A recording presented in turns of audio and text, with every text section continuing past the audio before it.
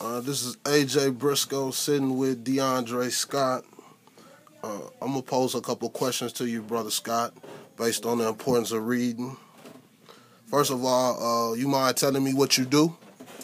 Yes, I am an ERC specialist. I'm an ERC specialist at the Evening Reporting Center at Shiloh Temple International Ministries. All I do is I pretty much mentor teenage youth that are post-adjudicated to the program that have mental health issues, behavior issues, and some of them are just misguided to some degree. And we're just there to put them back on track. Okay. How does literacy affect our communities, do you think? I think one of the main areas that it impacts our community has a lot to do with identity. And to me, if a person doesn't really know how to read, a lot of times he can't gain knowledge of self. Oh, sorry. Hey, y'all knock before y'all come in. Sorry, I want to give you a hug. You're my brother, and I just love you so much. This cool little footage right there, showing it is real. All right. That was my sister. Yeah, I think knowledge of self is very important, and if you do not, to me, if you're not able to read, you can't really come into the knowledge of anything, but most important, knowledge of self. Okay. How do you connect with inner city youth and troubled adults to inspire them to read? Basically, what I do is I try to communicate them that I try to communicate to them that without being able to read, you can't really navigate in anything, negative or positive. A lot of these guys, all they know how to do is count money, which is pretty much a handicap to some degree if you come in contact with somebody that's highly intelligent, somebody that does know how to read, and somebody that understands where to put their money because they've read books and they've understood that the more I know, the more options I have. Count money is not enough if you don't know where to put the money or have the knowledge to do so. So a lot of these guys are entrepreneurs, so I try to communicate the vision that entrepreneurs, they have to know how to read in order for them to be able to be successful. So you speaking on entrepreneurship on the black market level, on the street level? On the black market level, but at the same time, you know, you only can go so far without paying taxes. Yeah, definitely. So you have to understand how to be able to read if you come in contact with somebody that might want to be able to give you an opportunity if you got some money. Let's say you want to legitimize, you want to get out the game.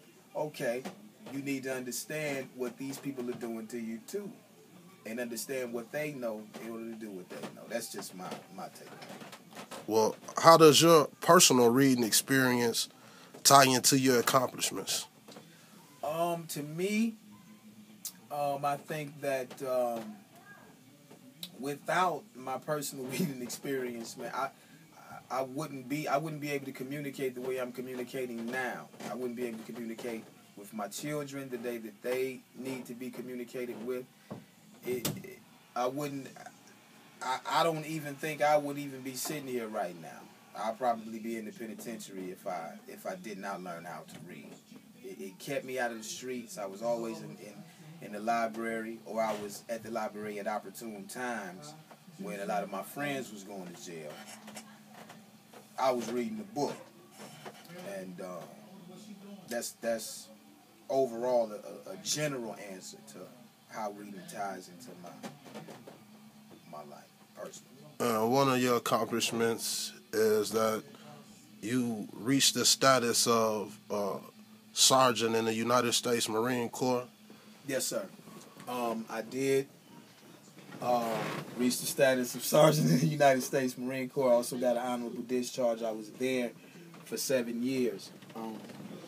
I wouldn't have never got the opportunity to do that. There's a lot of benefits that come with that. And if I didn't know how to read,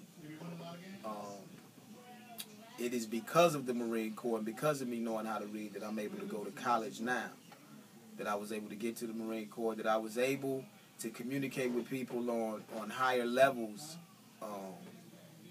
status levels than I have been, because I had knew how to read.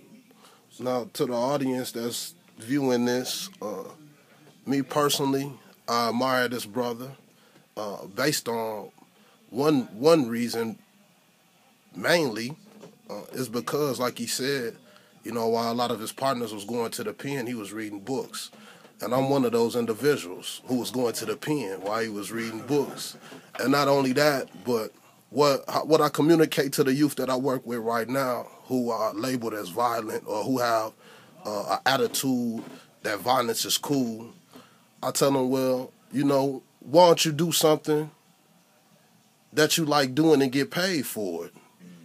And if you like shooting up the neighborhoods, if you like killing, why don't you enlist in the service so you can do it, get paid for it, and you won't have to suffer the consequence of spending the rest of your life in jail.